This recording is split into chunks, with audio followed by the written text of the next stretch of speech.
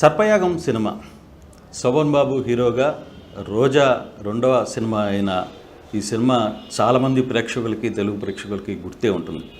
దాంట్లో ఒక తండ్రి తన కూతుర్ని వంచి మోసం చేసిన వాళ్ళ మీద ఎటువంటి పగ తీర్చుకుంటాడు అనే కథాంశం మీద ఆ సినిమా అప్పట్లో సూపర్ డూపర్ హిట్ అయిన సినిమా. అది వాస్తవంగా ఒంగోలులోని టిప్ టాప్ రెడ్డి అనే ఒక వ్యక్తికి సంబంధించిన పూర్తి కథ. ఆ కథకి సంబంధించి ఆ రోజు తన కూతురిని ఎవరైతే వంచారో వారి మీద పగ తీర్చుకునేదానికి ముగ్గురిని హతమార్చాలనుకున్న తండ్రి ఇద్దరిని చాకచక్యంగా కొంతమంది సహాయంతో మర్డర్ చేసిన సందర్భం. సో దానికి సంబంధించి ఈరోజు అంటే ఆ కేసుకి పూర్తిగా వివరాలు, ఆ కేసుకి సంబంధించి అక్కడ ఇన్వెస్టిగేషన్ చేసిన అధికారి మనతో ఉన్నారు. ఆయన సుంకర సాయిబాబు గారు. ప్రస్తుతం ఆయన ఏఎస్పీగా రిటైర్డ్ అయి న్యాయవాది వృత్తి చేస్తున్న నేపథ్యం. ప్రస్తుతం ఆయన ఒంగోలు ఉన్నారు. ఆయనతో మాట్లాడే ప్రయత్నం అయితే మనం చేద్దాం. సార్ నమస్కారం. సార్ నమస్తే అండి. మీకు ఆర్టీవీ వీక్షకులందరికీ నమస్కారం. సాయిబాబు గారు, యాక్చువల్గా ఇది ఆ రోజుల్లో అంటే నాకు తెలిసి 1985లో జరిగిన సంఘటన. కానీ కాస్త ఆలస్యంగా వెలుగులోకి వచ్చినప్పటికీ ఒక్కసారిగా అది మొత్తం రాష్ట్రాన్ని కంబైన్డ్ స్టేట్ని ఉలిక్కిపాటు గురి చేసిన పరిస్థితి. అంటే ఒక తండ్రి తన కూతురి కోసం ఒక మారణ కాండని సృష్టించిన పరిస్థితిని మనం చూడాలి.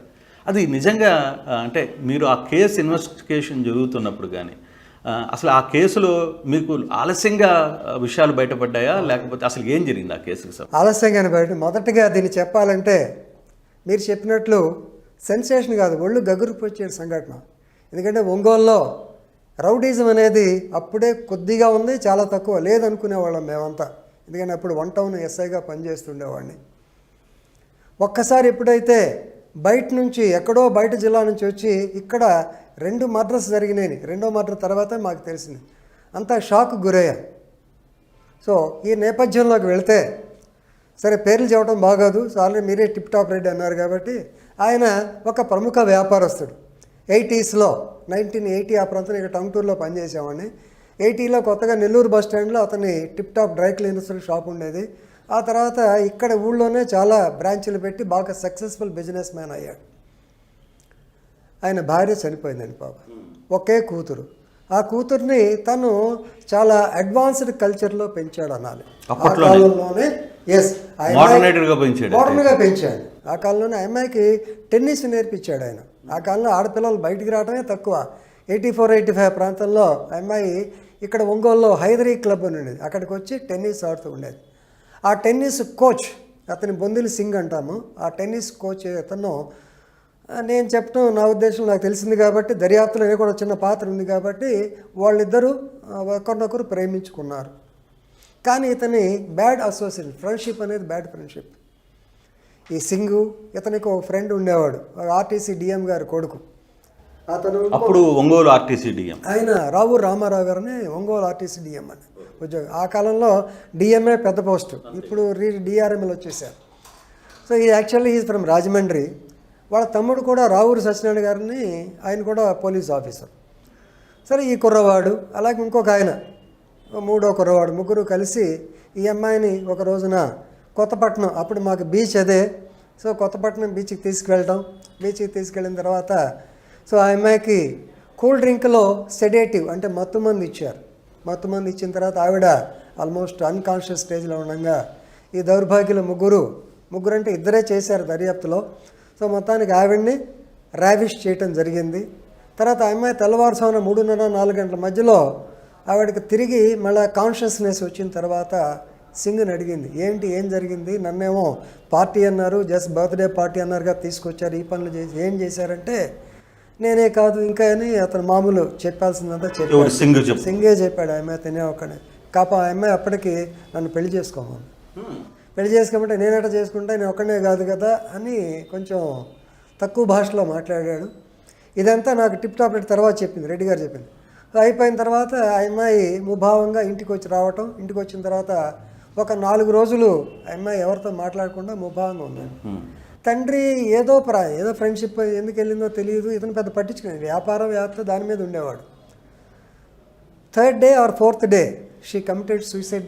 ఆవిడ తన ఇంటి బెడ్రూమ్లో సీలింగ్ ఫ్యాన్కి ఊరేసుకుని ఆత్మహత్య చేసుకున్న తర్వాత డెత్ నోట్ అంటాం కదా, సూసైడ్ నోట్ రాసింది.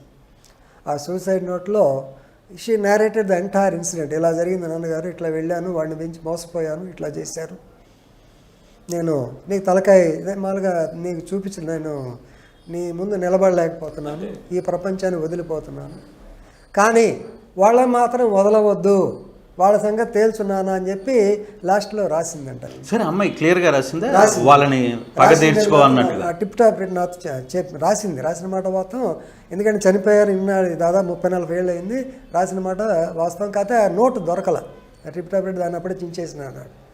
సో అయిపోయిన తర్వాత దాని మీద ఇతను ఇప్పుడు ఏది జనమేజయుడు సర్పయాగం సినిమా పేరు అన్నారు కాబట్టి, జన్మేజయుడు సర్పయాగం చేసి తన తండ్రిని చంపిన వాళ్ళ మీద ఎలా పగ తీసుకున్నాడో, అలాగే తన కూతురు యొక్క ఆత్మహత్యకు కారణమైన వాళ్ళ మీద పగ తీర్చుకోవాలి అని ఆయన. ఒంగోలులో అయితే అందరూ తెలిసిన వాళ్ళు, ఒంగోలులో అతని పరువు తెలిస్తే పరువు పోద్ది, ఏమయ్యా నీ కూతురు ఇట్లా అయిందని చెప్పి అంటారని చెప్పి ఈ ఊరిలో కాకుండా హీ వెంట్ టు గుంటూరు వెళ్ళి, గుంటూరులో 2 ఆర్ఫన్స్ అండి, అనాథలు అంటాం కదా మనం, అనాథలు ఇతను సెలెక్ట్ చేసుకున్నాడు. 2 వాళ్ళు డబ్బులు మనుషులు. సో మొత్తానికి అక్కడ వెళ్ళిన తర్వాత ఒకతని మీద గుంటూరు సీన్ అనేవాళ్ళు, రెండో అతని పేరు Ankaiah, Kancharla Ankaiah, if I'm correct. 2తో మాట్లాడి అబ్బాయి మీకు ఎంతగా, మిమ్మల్ని పోషించే బాధ్యత నాది, మీకు ఏం కావాలంటే నేను ఇస్తాను, ఎందుకంటే మీరు ఇక్కడ డబ్బులు లేకుండా ఇబ్బంది పడుతున్నారు, నా దగ్గర రండి, ఉండండి, మీకు తిండి అకామిడేషన్ మొత్తం నేను ఇస్తాను అని. ఎందుకు మమ్మల్ని వెళ్తున్నావు అంటే దాన్ని he reveal the entire story. అంటే తన కూతురి జరిగిన అన్యాయం అంతా వాళ్ళకి చెప్పాడు. చెప్పిన తర్వాత సీను బాగా రియాక్ట్ అయ్యాడు. సీను బాగా చదువుకుని కుర్రాడు అతను. ఇంత అన్యాయం జరిగిందా మీకు, అలాంటే వాళ్ళని వదలకూడదండి, we have to do moral justice, మీకు న్యాయం చేస్తాం మేము, పదండి అని చెప్పి వచ్చేసాడు.